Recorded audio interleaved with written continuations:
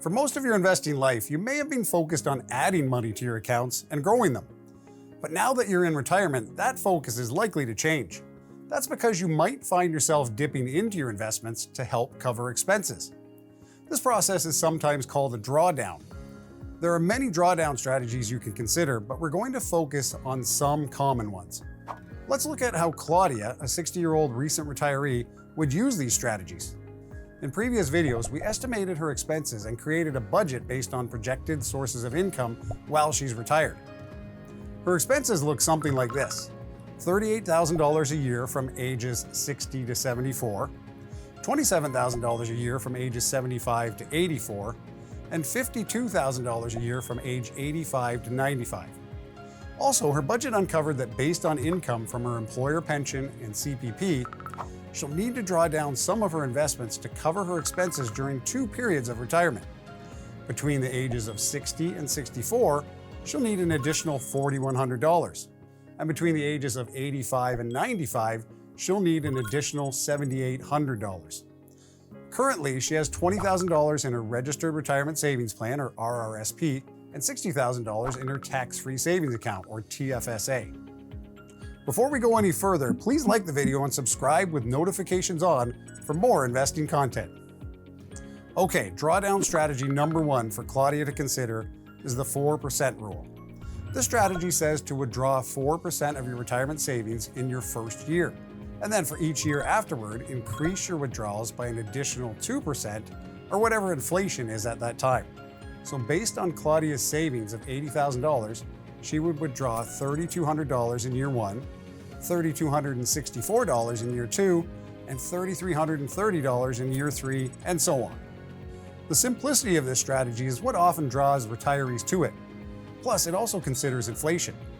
However, it can be considered rigid as it assumes you're planning for a 30-year retirement, and it assumes a specific average rate of return. This means that market declines could severely impact how long your investments last unless adjustments are made. So, for Claudia, this strategy isn't a good fit as she needs $4,100 between the ages of 60 and 65 and $7,800 after she turns 85 to cover her expected expenses. On to common strategy number 2, fixed dollar withdrawals.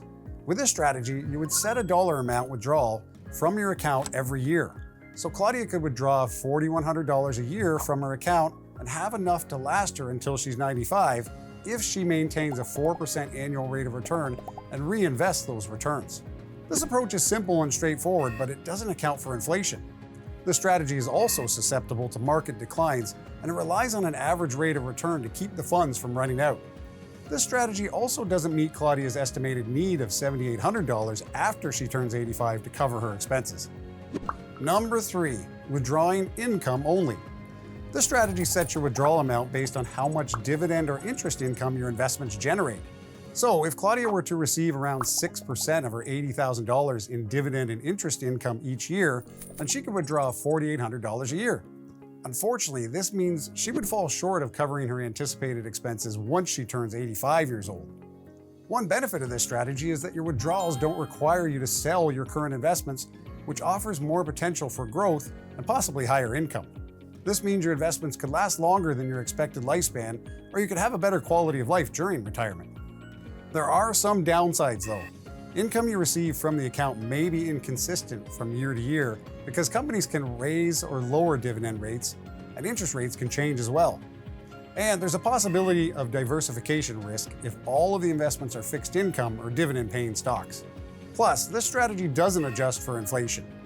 Lastly, if you have a significant amount of investments remaining after you pass away, it may cause a significant tax hit to your estate. Number 4, market dynamic withdrawals.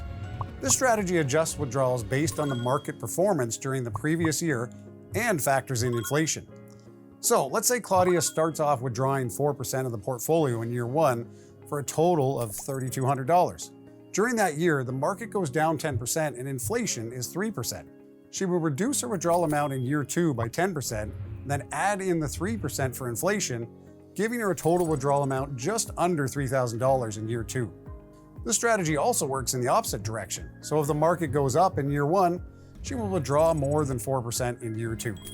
The preservation of investments, accounting for inflation, and the ability to spend more during good years are attractive features of the strategy. However, the withdrawal amounts can vary from year to year. So, for people like Claudia that need a fixed minimum amount from their investments every year to cover expenses, the strategy won't work. All right, on to our last common drawdown strategy, the bucket approach. Using this strategy, you would divide your investments into 3 buckets. To make the organization of buckets easier, you could dedicate a separate account to each bucket. The first bucket would be for investments you plan on withdrawing from in the immediate term, 1 to 5 years. So it often holds cash only or a majority of cash. Cash also refers to investments that can be liquidated quickly and your investment is relatively safe. Think high-interest savings accounts, cashable GICs, or money market funds, for example. The second bucket is typically for investments that you would withdraw from between 5 and 10 years from now. It typically contains fixed income like guaranteed investment certificates, bonds, or low-risk dividend-paying stocks. And the third bucket is often for investments that you would withdraw from more than 10 years from now. It commonly holds equities that may have greater growth potential and more risk for volatility. Retirees make withdrawals from bucket 1. However, you want to keep bucket 1 full at all times, so you top it up by selling investments from bucket 2. Then you top up bucket 2 by selling investments from bucket 3. This ensures that the asset mix of your overall portfolio matches your withdrawal strategy. This asset mix can minimize the impact of market downturns. So if Claudia needs $4,100 a year for the next 5 years, she'll want to start with around $20,000 in cash or cash equivalents in bucket 1, and need to earn at least a 2% return. She can split her remaining $60,000 between bucket 2 and bucket 3. In Claudia's case, she really only needs 2 buckets for her drawdown plan because she plans to withdraw from her investments during 2 time periods and not 3. So this strategy also doesn't quite fit her needs. However, what if we modified the strategy to have 2 buckets? She could factor 5 years worth of expenses into the first bucket, investing in cash and cash-like investments.